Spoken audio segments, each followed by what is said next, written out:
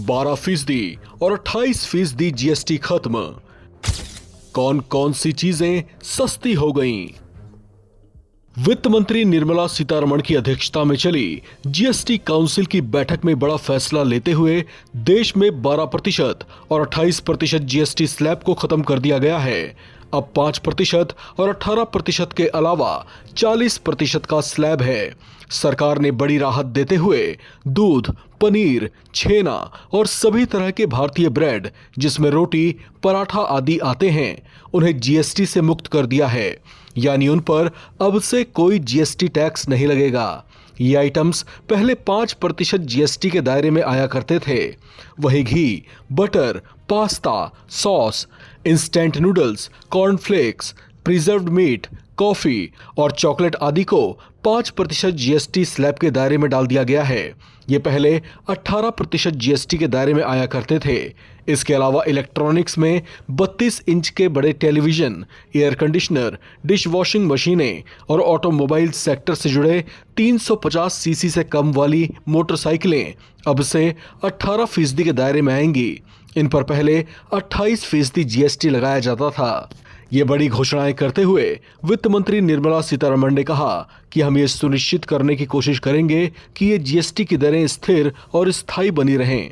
उन्होंने बताया कि सरकार जीएसटी के मुआवजे को लेकर भी जल्दी ही कदम उठाने वाली है, जबकि ऐसे सेक्टर्स जो किसान और मजदूरों के श्रम पर आधारित हैं, उन्हें भी मजबूत करने के प्रयास किए जाएंगे। नए बदलाव के तहत अब 2500 रुपए तक के जूते चप्पल और कपड़े 5% टैक्स के दायरे में आएंगे। पहले सिर्फ 1000 रुपए तक के सामान पर 5% जीएसटी लगता था, जबकि उसके ऊपर के सामानों पर 12% टैक्स लगाया जाता था। अगर अब आप 2500 रुपए तक के जूते या चप्पल या कपड़े खरीदते हैं तो आपको पहले के मुकाबले फायदा होगा, यानी कि ये चीजें आपको सस्ती मिलेंगी। एमएसएमई रजिस्ट्रेशन में भी सरकार ने नए कारोबारियों को राहत दी है। एमएसएमई रजिस्ट्रेशन अब 3 दिनों में हो जाएगा।